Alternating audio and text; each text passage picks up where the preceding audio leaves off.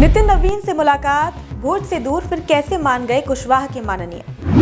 RLM में उपेंद्र कुशवाहा का कैसे सफल हुआ ऑपरेशन डैमेज कंट्रोल। आखिर क्यों नाराज हो गए आरएलएम के विधायक, कुशवाहा ने खेला कौन सा दांव। आरएलएम की बैठक में दिखी एकजुटता, टूटते टूटते कैसे संभल गई पार्टी। नमस्कार, मैं खुशी, आप जन अखबार देख रहे हैं। बिहार की राजनीति में कभी भी कुछ स्थायी नहीं होता, न दोस्ती न दुश्मनी और न ही सत्ता के समीकरण। बीते कुछ हफ्ते से बिहार के सियासी गलियारों में एक सवाल गूंज रहा था, क्या राष्ट्रीय लोक मोर्चा टूटने जा रही है? क्या उपेंद्र कुशवाहा अपने ही विधायकों को संभाल पाएंगे? क्योंकि जो संकेत मिल रहे थे वे मामूली नहीं थे। ऊपर से देखने पर आरएलएम में सब कुछ सामान्य दिख रहा था, लेकिन भीतर ही भीतर पार्टी में बेचैनी साफ महसूस की जा सकती थी। 3 विधायक बांसपट्टी से रामेश्वर महतो, दिनारा से आलोक सिंह और मधुबनी से माधव आनंद लगातार पार्टी गतिविधियों से दूरी बनाए हुए थे। न बैठकों में मौजूदगी, न सार्वजनिक मंच पर उत्साह, और जब लिट्टी चोखा जैसे शो ऑफ स्ट्रेंथ कार्यक्रम में तीनों चेहरे नजर नहीं आए तो राजनीति हलकों में अलार्म बज गया। बिहार की राजनीति में लिट्टी चोखा वोट सिर्फ खाना नहीं होता, ये होता है संदेश, ये बताने का ये जरिया कि कौन साथ है और कौन दूरी बना रहा है। जब आरएलएम के 4 में से 3 विधायक इस वोट से गायब दिखे तो इसे नाराजगी का सार्वजनिक प्रदर्शन माना गया। इसी बीच एक और तस्वीर सामने आई। तीनों विधायक बीजेपी के नए राष्ट्रीय अध्यक्ष नितिन नवीन से मुलाकात करते नजर आए और यही वो पल था जब चर्चाएं अफवाहों से आगे बढ़कर संभावनाओं में बदल गई। क्या ये विधायक पाला बदलने वाले हैं? क्या जेडीयू या बीजेपी में एंट्री की तैयारी है?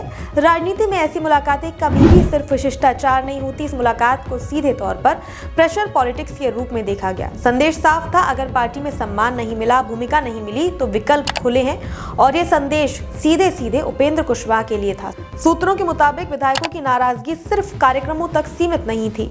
उनका मानना था कि संगठनात्मक फैसलों में उन्हें नजरअंदाज किया जा रहा है। पार्टी में उनकी राजनीतिक हैसियत अपेक्षाकृत कम होती जा रही है। आरएलएम धीरे धीरे वन मैन पार्टी बनती दिख रही है। इसी बीच एक और मुद्दा उभरा, परिवारवाद।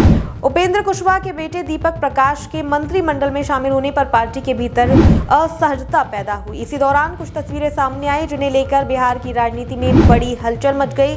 परिवारवाद के आरोपों के बीच ये तस्वीरें विपक्ष के लिए हथियार बन गई और पार्टी के भीतर ये सवाल गूंजने लगा कि आरएलएम भी उसी रास्ते पर जा रही है जिससे लड़ने का दावा करती है। स्थिति यहाँ तक पहुंच गई कि आरएलएम के टूटने की संभावना खुलेआम चर्चा में थी। 3 विधायक 4 में से 3 अगर साथ छोड़ते तो पार्टी का अस्तित्व ही सवालों के घेरे में आ जाता।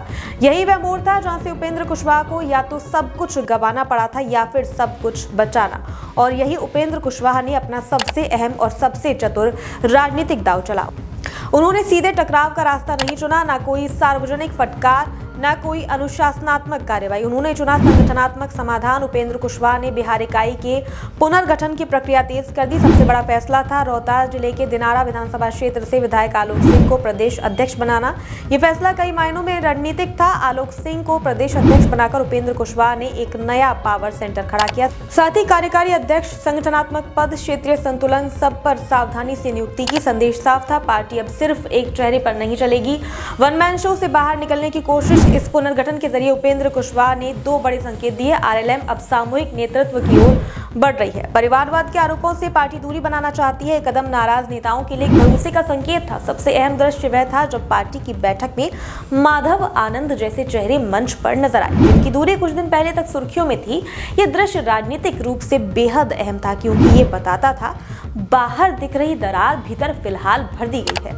उपेंद्र कुशवाहा ने साफ कर दिया कि वह असंतोष को टकराव में बदलने नहीं देंगे। उन्होंने चुना संवाद, संरचना, संतुलन, और यही उनकी सबसे बड़ी राजनीतिक समझदारी साबित हुई।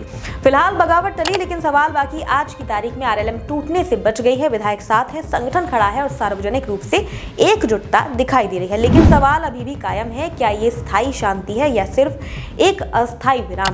आने वाला समय करेगा फैसला। बिहार की राजनीति में इतिहास गवाह है, असंतोष अगर जड़ों से नहीं सुलझा तो वह फिर से सिर उठाता है। उपेंद्र कुशवाहा ने फिलहाल खेल पलट दिया है, लेकिन ये मास्टर स्ट्रोक पार्टी को कितने लंबे समय तक संभाल पाएगा, इसका फैसला आने वाला समय करेगा। राष्ट्रीय लोक मोर्चा आज एक मोड़ पर खड़ी है। या तो एक संगठनात्मक मजबूती एक साथ आगे बढ़ेगी या फिर अंदरूनी खींचतान फिर से दरारें पैदा करेगी। लेकिन इतना तय है, उपेंद्र कुशवाहा भी राजनीति के खेल से बाहर नहीं हुए और बिहार की सियासत में ये कहानी अभी खत्म नहीं हुई।